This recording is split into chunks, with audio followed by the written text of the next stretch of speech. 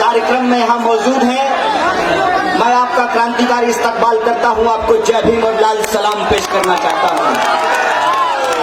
दोस्तों, ये बहुत खुशी का मौका है कि पहली बार मुझे सीमांचल के इस इलाके में, अररिया की इस महान भूमि पर आने का मौका मिला है। मैं बेहद शुक्रगुजार हूँ आप तमाम ऑर्गेनाइजरों का, आप तमाम नागरिकों का कि आपने हमें यहाँ बुलाया।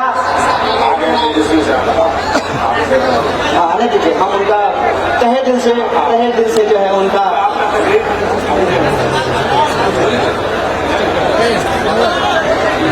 उनको आ जाने दीजिए, उनका इस्तकबाल कर लें, फिर हम अपनी बात करेंगे।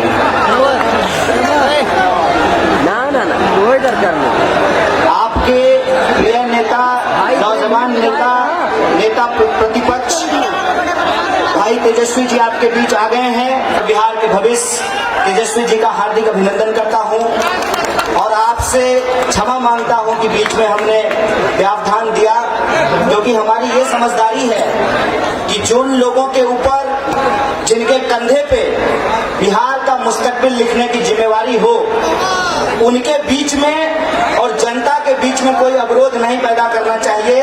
इसलिए हमने चाहा कि आप अपने नेता का भरपूर इस्तकबाल कीजिए, फिर हम अपनी बात करेंगे। तो एक बार जोरदार तालियों से उनका स्वागत करें। दोस्तों, अभी आपके बीच हमारे एक साथी ने, उमर ने अपनी बात रखी और डिटेल में आपको बताया कि देश के भीतर कैसे हालात पैदा हुए हैं। मैं इसको लेकर के ज्यादा बात नहीं करूंगा, लेकिन जो कुछ जरूरी चीजें हैं उसकी तरफ मैं आप तमाम लोगों का ध्यान आकर्षित करना चाहता हूं। और मैं समझता हूं कि 2014 के बाद 2019 की जो ये जनवरी है, उसका इंतजार 2014 के मई महीने से ही सीमांचल के लोग कर रहे थे। और हालांकि ये दुखदायी बात है कि आपके प्रिय नेता, आपके जननेता सीमांचल के गांधी तस्लीमुद्दीन साहब जी हमारे बीच नहीं रहे और उनके याद में यह सभा का आयोजन किया गया है, सेमिनार का और मुशायरे का आयोजन किया गया है। मैं उनको अपनी श्रद्धांजलि अर्पित करता हूं और उनके निधन के बाद उनके जो सुपुत्र हैं सरफराज साहब ने जिस तरीके से इस क्षेत्र की जिम्मेवारी संभाली है, मुझे बेहद खुशी है कि आपने उनको अपना जनप्रतिनिधि बनाया है। लेकिन आपको मैं याद दिलाना चाहता हूं कि जब वो उपचुनाव हो रहा था, उस उपचुनाव के दौरान भाजपा के लोग यहाँ आए थे चुनाव प्रचार करने के लिए और भाजपा के एक नेता ने कहा कि सीमांचल में घुसपैठिए लोग रहते हैं, सीमांचल में यदि सरफराज साहब चुनाव जीतेंगे तो पाकिस्तान में पटाखा बजेगा, ऐसा उन्होंने आकर के बोला था। आपने उनको एक मुंहतोड़ जवाब दिया और कहा कि सीमांचल में ही जिताएंगे और सीमांचल में ही आतिशबाजी करेंगे। ये काम आपने करा।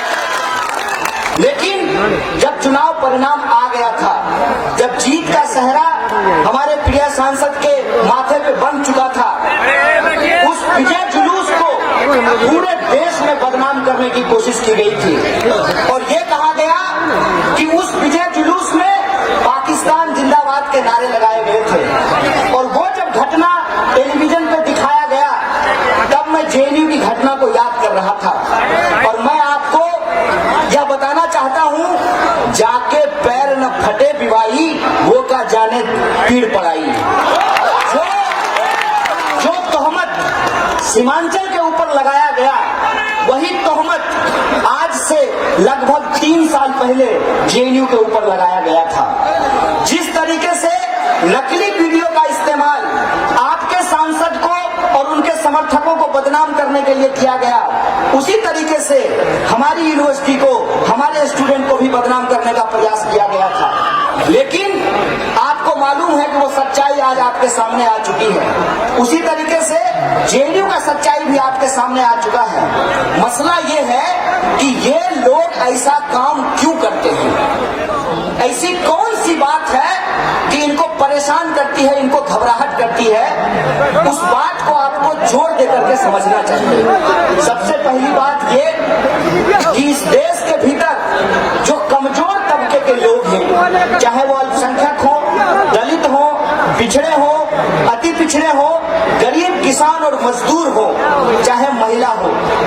उनकी जो ताकत है, उनकी जो एकता बन सकती है, उस एकता से इनको डर लगता है। इसीलिए इन्होंने अपने गुरु अंग्रेजों से एक साजिश सीखी है, डिवाइड एंड रूल। और डिवाइड एंड रूल के बाद वो इस देश की सत्ता पे काबिज हुए।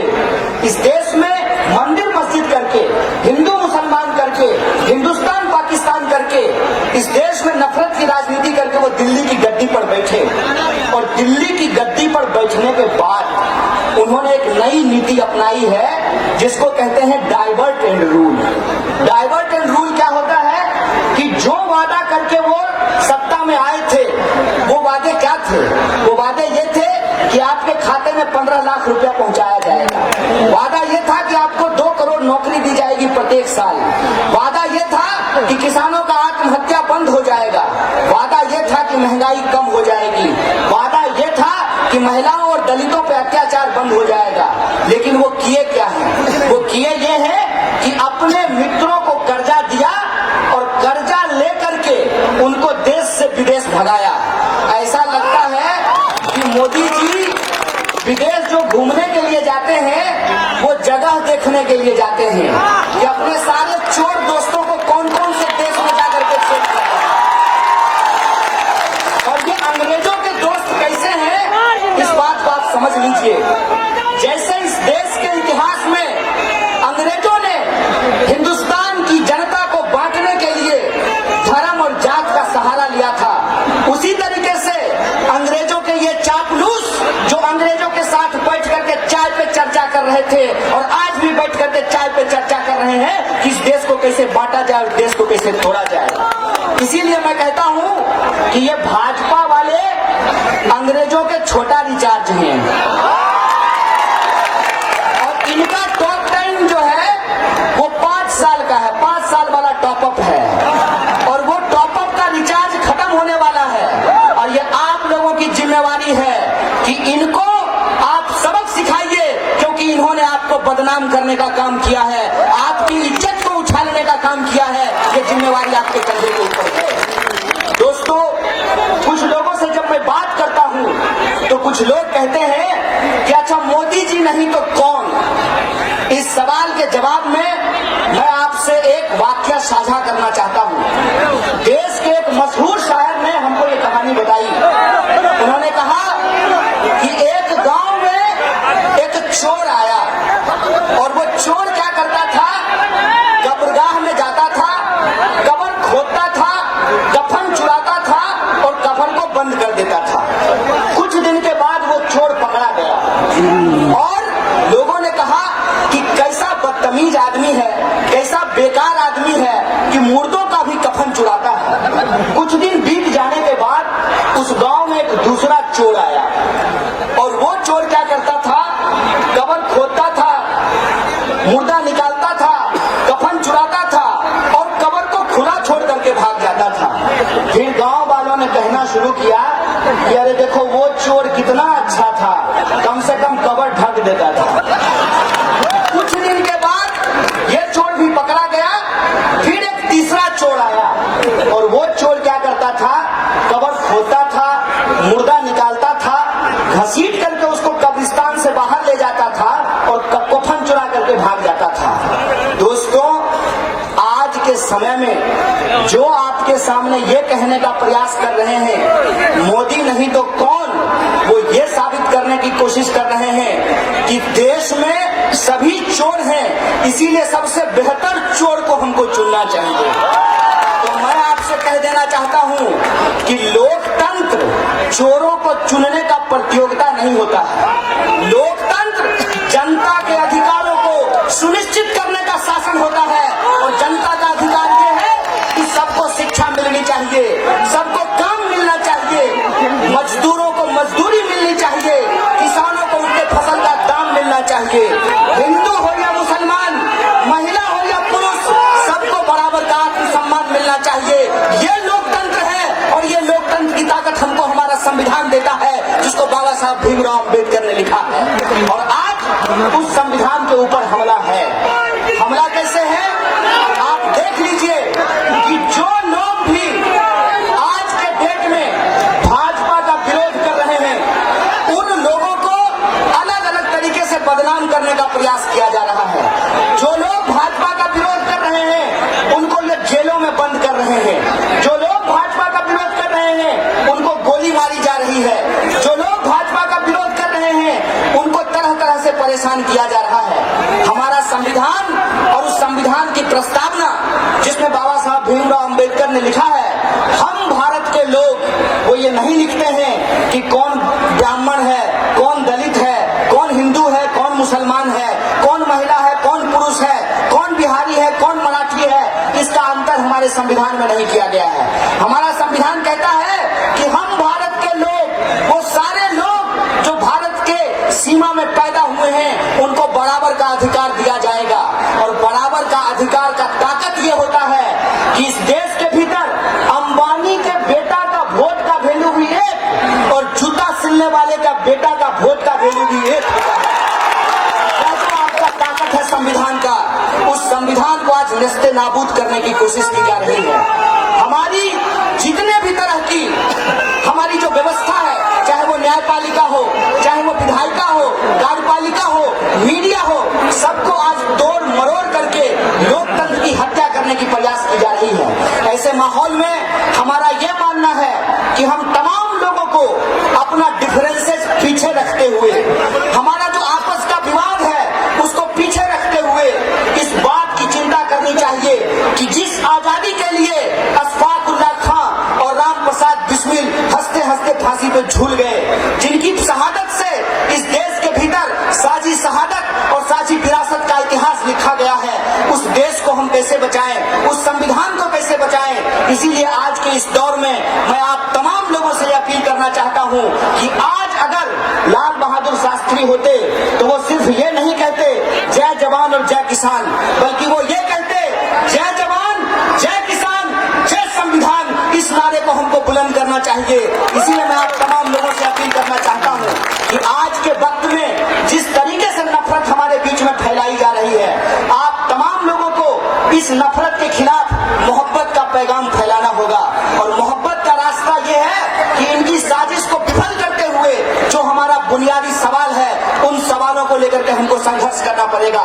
और नफरत की इनकी जो साजिश है, वो साजिश ये है कि जानबूझ करके इस देश में किसानों की आत्महत्या के सवाल को दबाने के लिए, जिस तरीके से अल्पसंख्यकों और दलितों का मॉब लिंचिंग किया जा रहा है, भीड़ के द्वारा जो हत्या की जा रही है उसको दबाने के लिए, जिस तरीके से बिहार के लोगों को विस्थापन का शिकार होना पड़ता है, पलायन का शिकार होना पड़ता है, इस मुद्दे को दबाने के लिए, जिस तरीके से बिहार में 47 गरज रहा है, अपराधियों का बोलबाला है, उस सवाल को दबाने के लिए इस देश के भीतर गैर जरूरी मुद्दों को उछाला जा रहा है। इस संबंध में एक आखिरी बात बोल करके मैं अपनी बात को खत्म करना चाहता हूँ।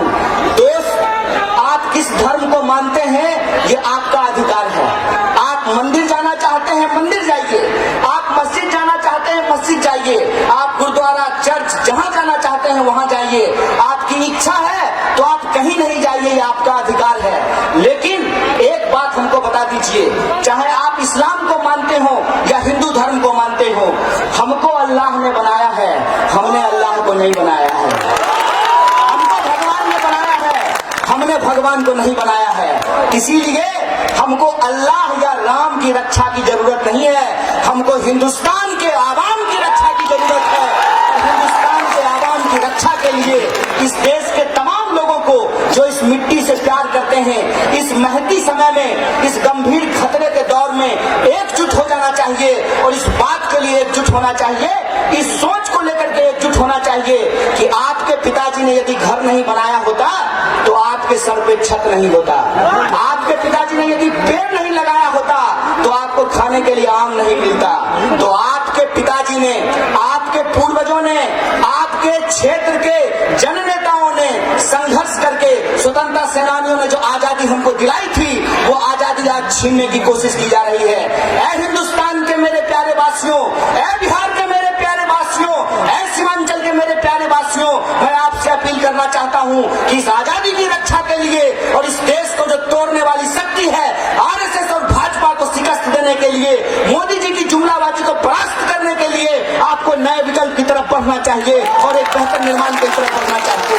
और आखिरी बात के साथ मैं अपनी बात को खत्म करना चाहता हूं कि हिंदुस्तान के भीतर जब जब हिंदुस्तान के लोग इकट्ठा हुए हैं तो हिंदुस्तान की तोड़ने वाली ताकतों को परास्त किया है। अपना वो गौरवशाली इतिहास याद कीजिए कि अशफाकुल्लाह खां और बिस्मिल की दोस्ती क्या थी।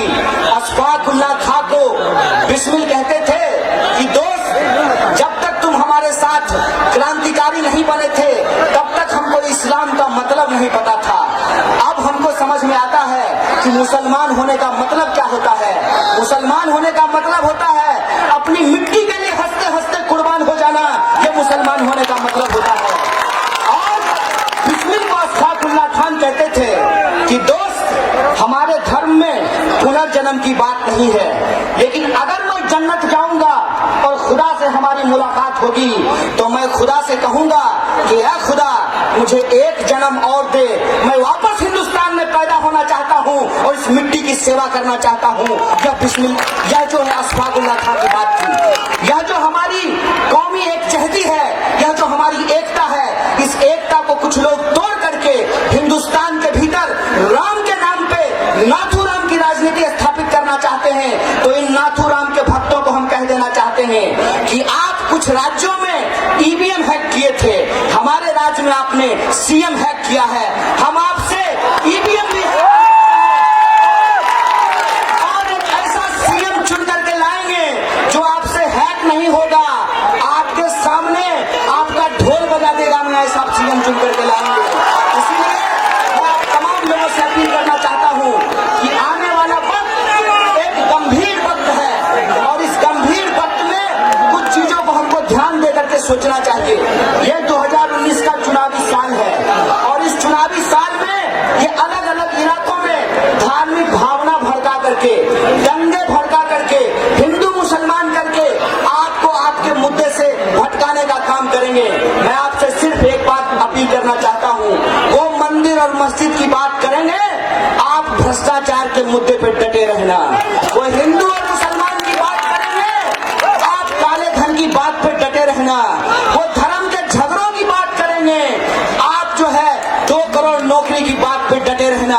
वो आपसे जामा मस्जिद और राम मंदिर की बात करेंगे, आप अपने 15 लाख के सवाल पे डटे रहना। अगर आप अपने डटे हुए हैं तो ये आपको हरा नहीं सकते हैं। और एक बात दुष्यंत ने कही है कि कैसे आकाश में सुराख नहीं हो सकता, एक पत्थर को तबियत से उठा लो यारो। आप अपनी तबियत को बुलंद कीजिए। हिंदुस्तान बुलंद था, बुलंद है और बुलंद रहेगा। और हिंदुस्तान को तोड़ने वाली इन ताकतों को हम परास्त करके एक बेहतर भारत का निर्माण करेंगे, जिस बेहतर भारत में सबके लिए शांति, सद्भावना, एकता, न्याय, बराबरी और प्रगतिशीलता की बात हो। ऐसे हिंदुस्तान के निर्माण के आगाज के लिए इस सीमांचल की धरती को नमन करते हुए, तस्लीमुद्दीन साहब को नमन करते हुए मैं आप लोगों से विदा लेना चाहता हूं। शुक्रिया। इंकलाब जिंदाबाद, हमारी एकता जिंदाबाद।